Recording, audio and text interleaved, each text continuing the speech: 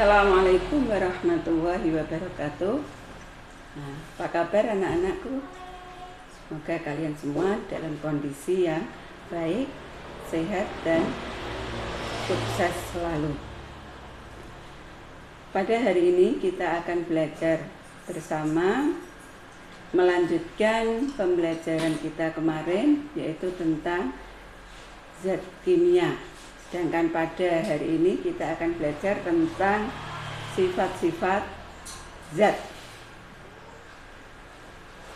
Perlu kalian ketahui bahwa sifat zat itu dibedakan menjadi dua, yaitu ada yang pertama sifat fisis dan yang kedua adalah sifat kimia. Perbedaan sifat fisis dan sifat kimia, kalau sifat fisis itu sifat yang tidak ada hubungannya dengan terbentuknya zat baru. Sedangkan sifat kimia adalah sifat yang ada hubungannya dengan terbentuknya zat baru. Adapun sifat fisis ini masih dibedakan lagi menjadi dua, yaitu yang pertama adalah sifat ekstensif dan yang kedua adalah sifat intensif. Perbedaannya yaitu pada jumlah zat. Kalau sifat ekstensif tergantung pada jumlah zat atau banyaknya zat. Sedangkan intensif adalah sifat yang tidak tergantung pada jumlah zat, ya. Contohnya apa saja? Untuk yang pertama sifat ekstensif, contohnya adalah volume. Nah, volume zat ini ada yang 600 mili, ini 600 mili air. Tapi air ini kalau semakin banyak, volumenya akan bertambah. Jadi ada kan aqua yang 1,5 liter. Nah, itu karena volumenya lebih banyak. Jadi zatnya lebih banyak jumlahnya, maka volumenya lebih besar. Sedangkan yang jumlahnya sedikit, volumenya lebih rendah. Yang kedua adalah massa atau berat. Kalau jumlahnya sedikit, massanya kecil. Tapi kalau jumlahnya banyak, maka massanya akan besar. Ini garam yang massanya atau beratnya 250 gram. Tapi ada garam rafina yang lebih besar dari ini, yang ukurannya adalah 500 gram karena jumlahnya lebih banyak, ya. Berikutnya adalah panjang, termasuk sifat ekstensif, ya. Jadi kalau ini contohnya adalah ukurannya 10 cm, yang satu ini 7 cm, maka yang lebih panjang adalah yang 10 cm. Jadi jumlahnya lebih banyak, maka lebih panjang, ya. Kemudian berikutnya adalah sifat intensif, yaitu sifat yang tidak tergantung pada jumlah zat. Apa saja itu? Contohnya adalah wujud zat, ya.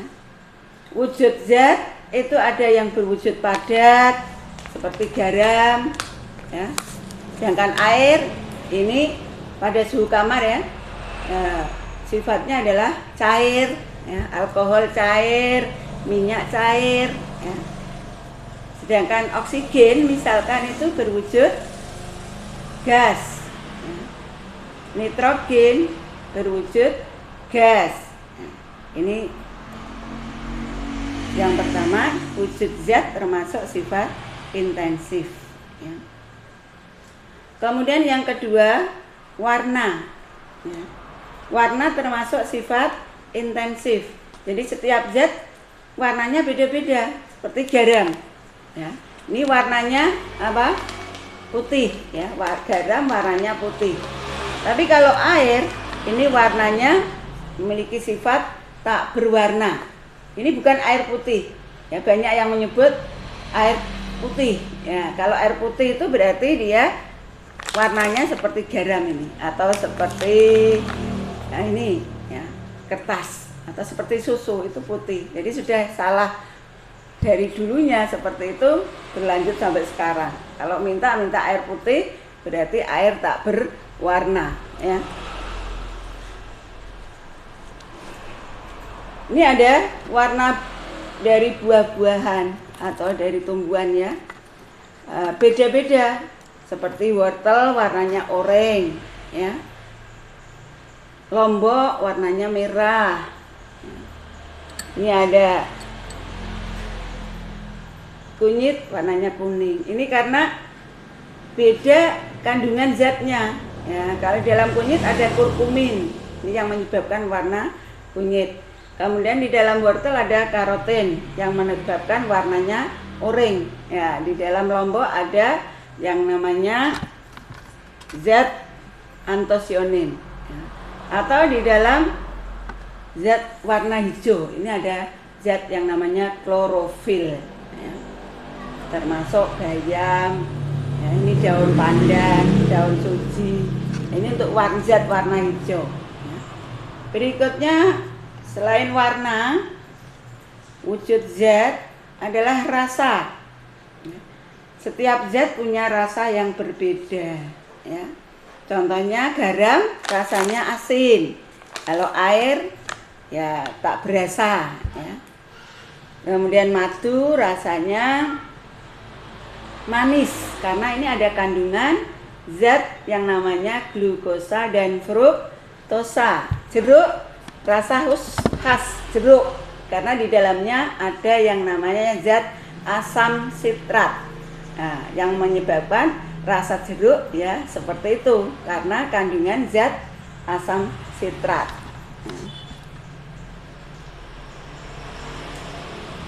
Alkohol juga ada rasanya tersendiri, rasa alkohol. Berikutnya bau, ya. Bau itu juga beda-beda, ya.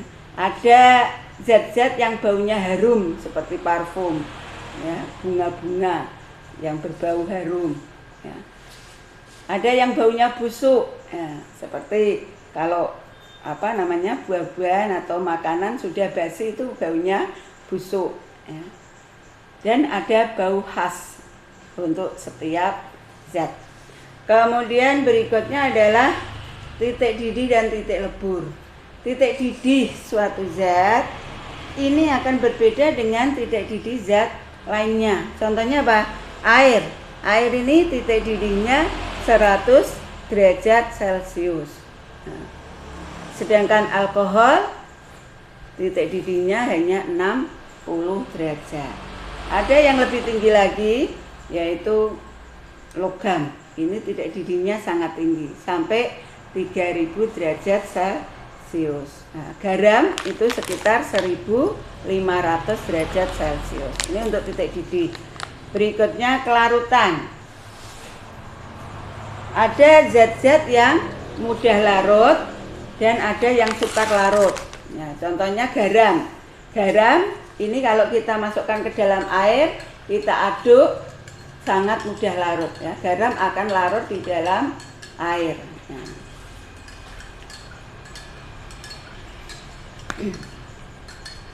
Di garamnya di sini pecah menjadi partikel yang tidak bisa kita lihat garamnya karena sudah bercampur dengan partikel air, ya. Berikutnya yang tidak mudah larut contohnya apa? Yaitu minyak.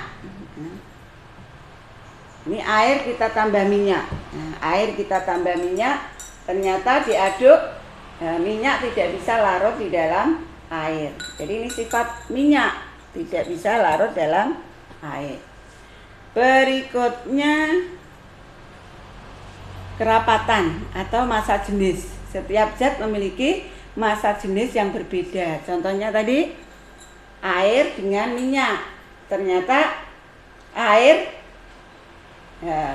lebih berat, ya, masanya lebih banyak, lebih kerapatannya lebih besar daripada minyak, sehingga posisi air berada di bawah minyak, sedangkan minyaknya berada di atas air. Ini disebabkan karena kerapatannya yang berbeda. Sifat intensif yang lain yaitu daya hantar listrik. Jadi ada zat-zat yang bisa menghantarkan listrik. Contohnya besi, ini bersifat konduktor, bisa menghantarkan listrik. Ya. Ada yang bersifat isolator, tidak bisa menghantarkan listrik. Sifat intensif yang lain yaitu kekerasan. Ada yang benda atau zat itu sangat keras, ada yang mudah rapuh. Ya. Kemudian yang terakhir yaitu kemagnetan. Jadi ada zat yang mudah ditarik oleh magnet, contohnya logam. Ini bisa ditarik oleh magnet, sedangkan plastik, kayu itu tidak bisa ditarik oleh magnet.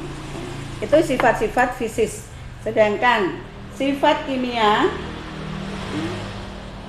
sifat yang ada hubungannya dengan terbentuknya zat baru, contohnya adalah perkaratan. Jadi ada zat, biasanya logam, ada zat yang mudah berkarat, ada yang tidak mudah berkarat. Contohnya besi, ini mudah sekali untuk berkarat. Sedangkan emas itu tidak mudah berkarat. Perkaratan ini disebabkan karena terjadinya reaksi antara besi dengan oksigen dan air. Berikutnya yaitu keterbakaran atau pembakaran. Ya, keterbakaran. Jadi ada zat yang mudah terbakar, ada zat yang sukar terbakar. Seperti air, kita coba. Ini mudah terbakar atau enggak? Ya, air. Ya, ternyata air tidak mudah terbakar. Ya. Beda dengan alkohol. Ya, kalau kita coba alkohol,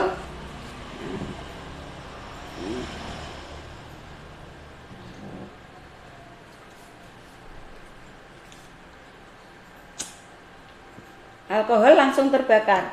Ini yang terbakar alkoholnya ya. Meskipun setelah itu kertasnya juga ikut terbakar. Jadi alkohol mudah terbakar. Ya. Sifat kimia yang lain yaitu pembusukan. Ya. Pembusukan ini disebabkan karena ulah bakteri. Ya. Bakteri teroksidasi akhirnya menyebabkan makanan itu menjadi busuk. Ya. Contohnya ini jeruk itu busuk, baunya berubah dari bau jeruk menjadi bau busuk. Ya. Bisa juga sifat kimia yaitu termasuk sifat kimia adalah fermentasi. Ya. Jadi zat diberi ragi, ya, kemudian didiamkan dalam beberapa hari dia akan berubah. Contohnya pembuatan tape, ya, itu termasuk sifat kimia, mudah terfermentasi. Ya. Yang bisa difermentasi apa saja, yaitu termasuk buah-buahan, ya, umbi-umbian, ya, seperti pohon, biji-bijian seperti ketan, ya, susu, itu mudah difermentasi. Yang terakhir yaitu elektrolisis, perurean karena bantuan arus listrik. Ya, jadi zat itu dialiri listrik, dia akan terurai. Itu termasuk sifat kimia. Kita akan mereview beberapa zat di sini yang ada di sini. Contohnya adalah air. Apa sifat fisis daripada air? Yaitu air ini adalah berwujud cair pada suhu ruang, ya. Terus tak berwarna, tak berasa dan tak berbau. Itu sifat air, ya. Sifat fisis air, ya. Kalau ini volumenya 600 ml, ini juga termasuk sifat fisis yang ekstensif. Titik didih air 100 derajat Celcius. Ini sifat fisis. Kemudian massa jenis atau kerapatannya yaitu 1. Nah, 1 gram per cc. Nah, ini sifat-sifat air ya, contoh. Kemudian alkohol ini juga punya sifat fisis.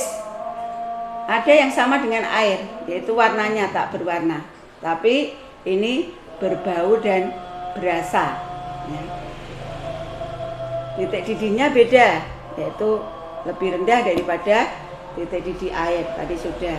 Nah, kemudian untuk sifat kimianya, air tidak mudah terbakar, alkohol sangat mudah terbakar ya.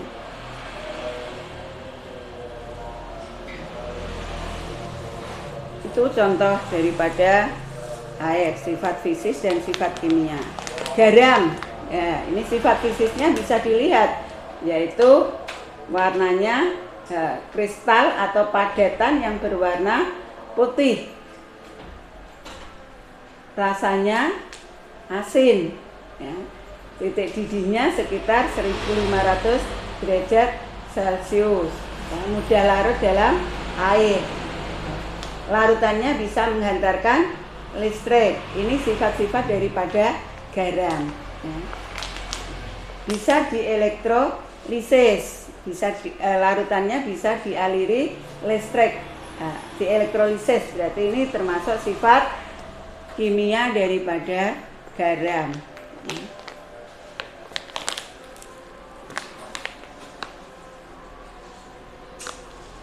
Air juga memiliki sifat kimia, bisa dielektrolisis ya, kita ambil contoh di sini. Ini ada elektroda yang akan menghubungkan air dengan arus listrik ya. Kita coba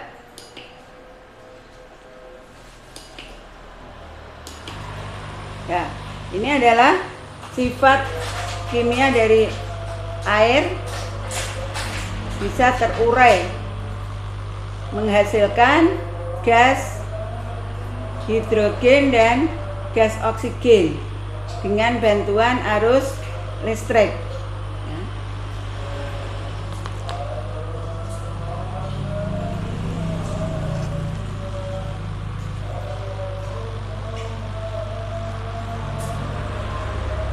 Ini kalau ada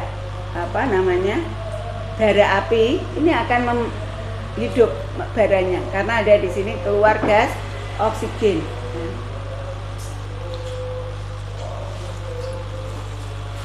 Demikian review hari ini untuk sifat zat.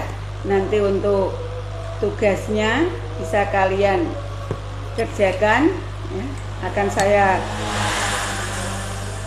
taruh tugasnya di Google Classroom ya.